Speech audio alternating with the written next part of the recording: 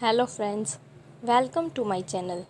In today's session, I am going to explain you chapter number 8 Wind, Storms and Cyclones of Science Standard 7. Let's start with question number 1. Question number 1 is fill the missing word in the blank spaces in the following statements.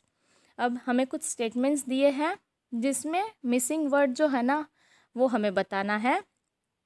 First one is wind is dash air. Wind जो है वो किस type की air है? Answer is moving. Wind is moving air because जब भी air move करती है then we use to say wind जो है वो ब्लो हो रहा है. Next one is winds are generated due to dash hitting on the earth. Winds जो जनरेट होता है वो अर्थ पे किस वजह से होता है? It is due to uneven heating on the earth. Earth के ऊपर हमने डिस्कस किया था कि इक्वेटर और पोलर रीजन के बीच जो अनइवन हीटिंग है उससे विंड ब्लो होता है. इवन लैंड एंड ओशन के बीच भी अनइवन हीटिंग होता है जिसकी वजह से विंड जो है वो जनरेट होता है. Next one, near the earth surface dash air rises up where as dash air comes down. Earth की सरफेस के अंदर कौन सी एयर जो है वो राइज होके अप डायरेक्शन में जाती है एंड कौन सी एयर डाउन आती है? Answer are warm air rises up where as cold air comes down. Warm air जो है वो राइज अप होती है, ऊपर जाती है, और कोल्ड एयर जो है वो सिंक होती है, नीचे की ओर आती है.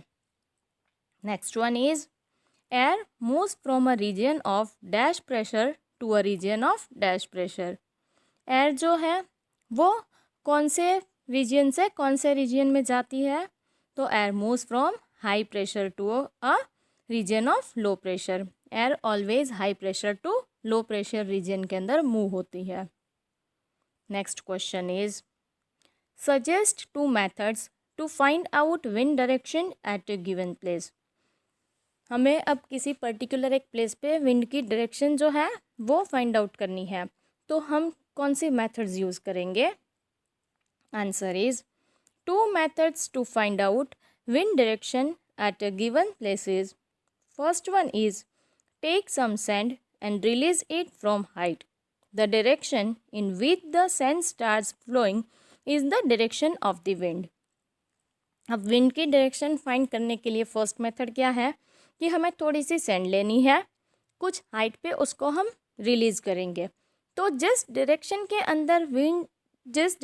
अंदर जो सैंड है वो फ्लो होती है वो विंड की डायरेक्शन होती है.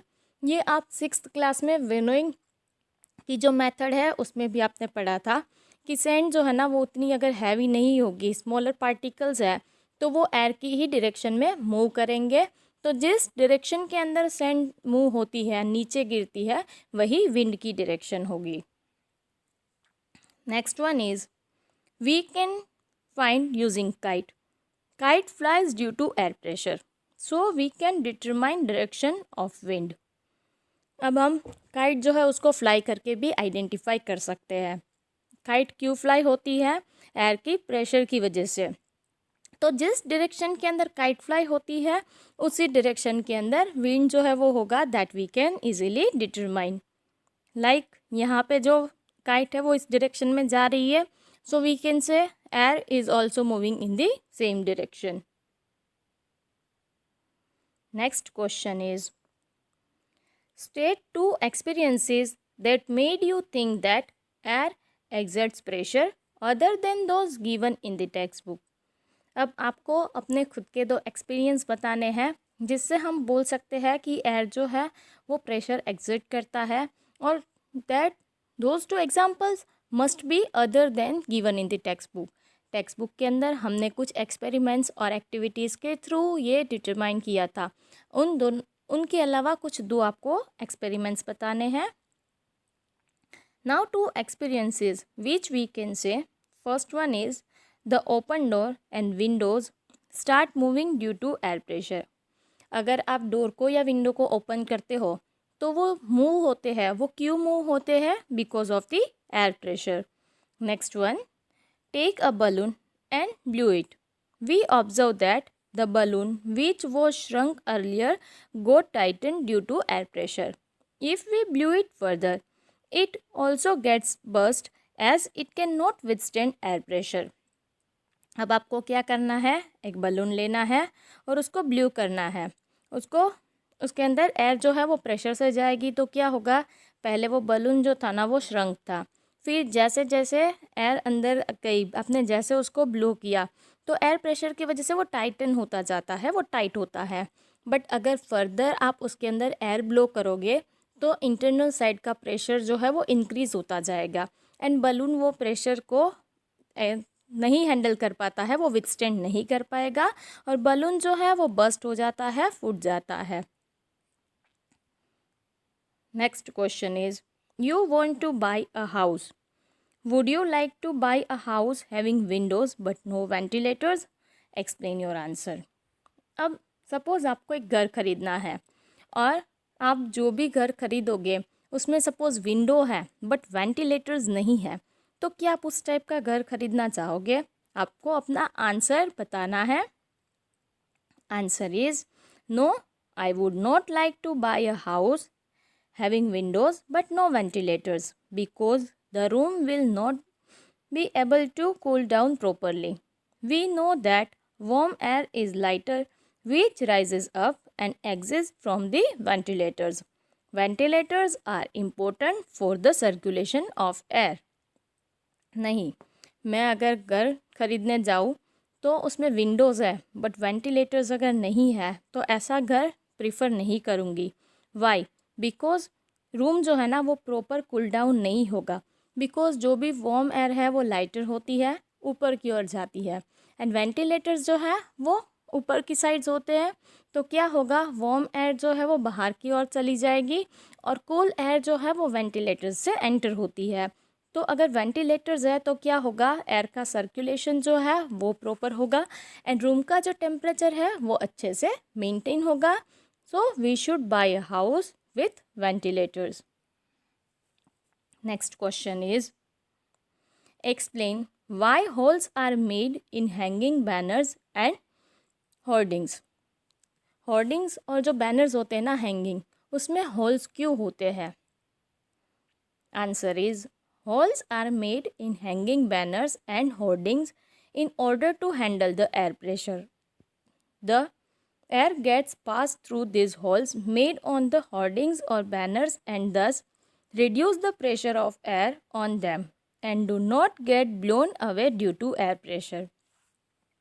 अब जो भी बैनर्स या होर्डिंग्स होते हैं उसमें होल्स होते हैं ताकि क्या होगा कि वो एयर का जो प्रेशर है वो हैंडल कर पाएंगे।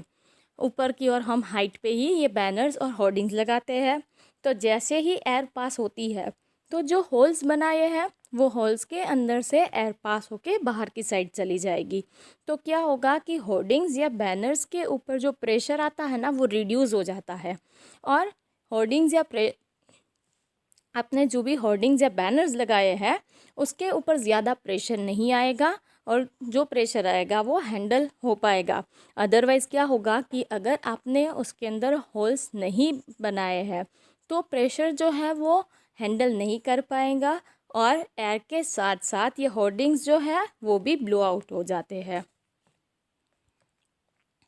हियर यू कैन सी, यहाँ पे होल्स है ताकि क्या होगा कि जो भी एयर के प्रेशर आता है उसके साथ साथ ये ब्लोन ना हो।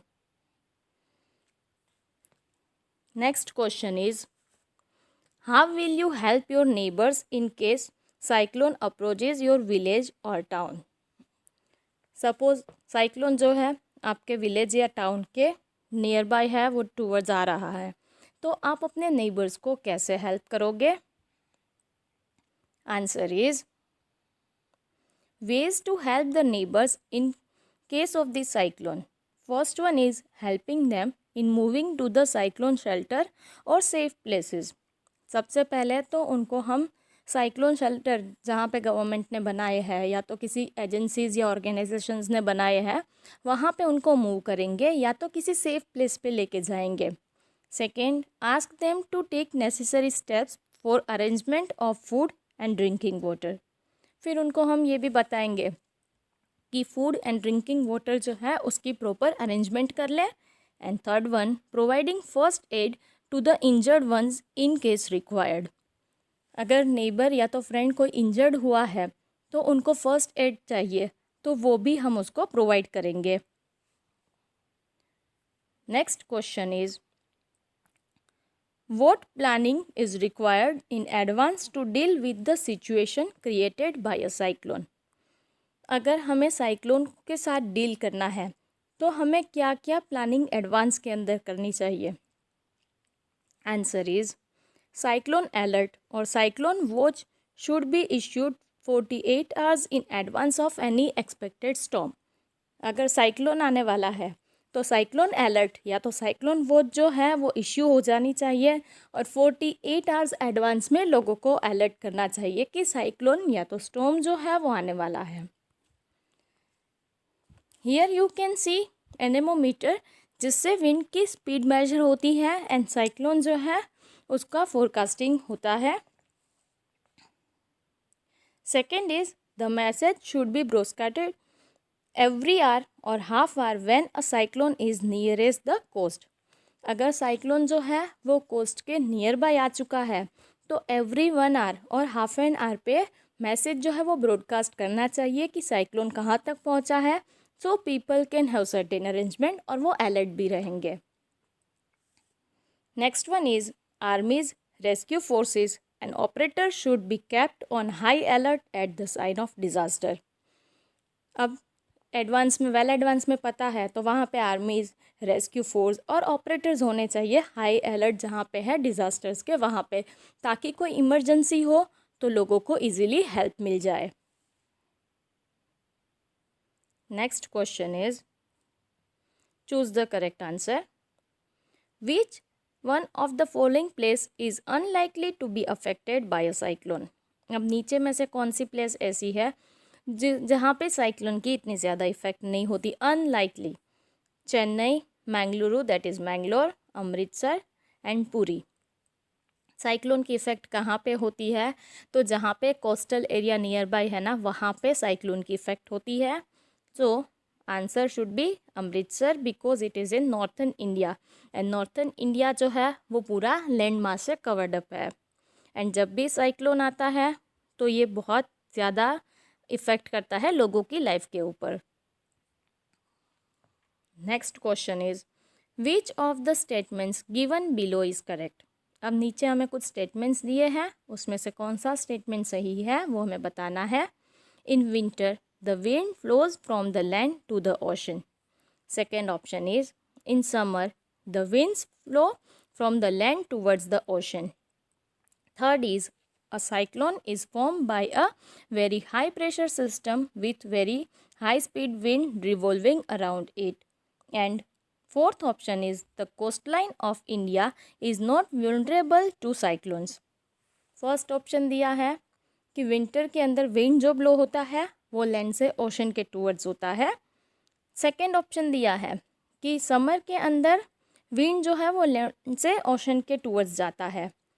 थर्ड ऑप्शन कि साइक्लोन जो है उसमें high pressure system high speed से होती है.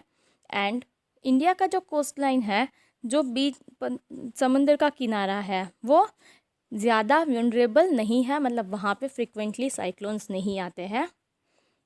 Correct answer is, in winter the winds flow from the land to the ocean.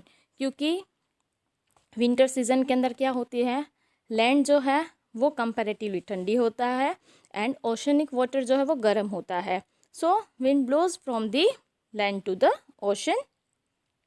Summer के अंदर उल्टा होता है, साइक्लोन के अंदर लो प्रेशर सिस्टम क्रिएट होती है. और इंडियन कोस्ट लाइन जो है वो साइक्लोन से तो वल्नरेबल है, बट यहाँ पे टोर्नेडो उतने ज़्यादा नहीं आते हैं. We have completed discussion of entire exercise. Thank you. Thank you for watching this video. If you have really liked this video, please like it and share it with your friends. If you have not subscribed my channel yet, please subscribe it by pressing the bell icon on the right hand side. Thank you.